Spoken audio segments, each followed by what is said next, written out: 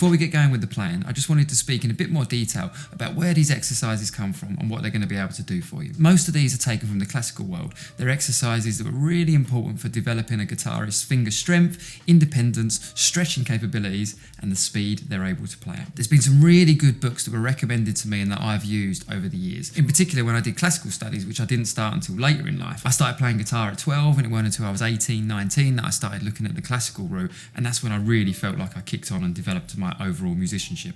So there's one called Pumping Nylon that is coming up now. Excuse the awful cheesy title and cover, but in terms of content, it's really valuable, and I definitely recommend checking it out. There's going to be some exercises throughout this class that you'll recognise from them, and I've kind of tweaked a couple of things and developed them in ways that I've learned over the years. Another one I recommend is Frederick Node's solo guitar playing book. Some great information and exercises in there, and also a nice easy introduction to music notation.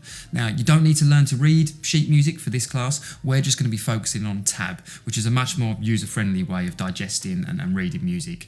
Hopefully you know about tab. If you don't, then the classes of mine that I mentioned earlier have a nice little lesson on there that will take you through all the basics and get you up and running nice and easy with how to read tab. The grading books are worth looking at. Music notation again, but the scales they include are great for developing the technical aspects that we're covering. Scales in general are really good things to learn, great for developing your overall musicianship. I plan on doing a specific scales class one day, but if you check my beginner's guide, there's a bit more information in there, and we are going to be including a scale in this class, which is going to tie in really nicely with what we're working on. Most of these exercises and techniques were recommended to me by my classical tutor as daily exercises or warm-ups, so they are designed for regular practice. Start these exercises slow, and if possible, use a metronome because that will hold you to account. It will provide a beat that you need to land on. There's no hiding from the consistency of a metronome. Each time that beat comes back round, you need to be ready for it. You could start down at 70 BPM or slower if you need to, and then just add 2 BPM gradually each time you play, or even just each day for 14 days, and monitor your progress with videos to see how much you've come on. It might not feel like much progress at the time when you're in the moment, but when you look back after those 2 weeks, you'll be surprised at how much faster you're playing. And if you feel comfortable too, please share those videos and your successes and development with the rest of us. These exercises will be mainly chromatic, meaning there's one note after the other without big intervals in between. They won't all sound pleasing to the ear, but we're not looking for harmony. We're looking to improve our playing capabilities, our stretch, speed, our overall technique. What they will do is help you play a big mix of riffs, solos, compose your own beautiful lead licks, challenge your playing ability, and tackle a wide variety of music. Once you've learnt these exercises, alternate the order of things. Keep your practice varied.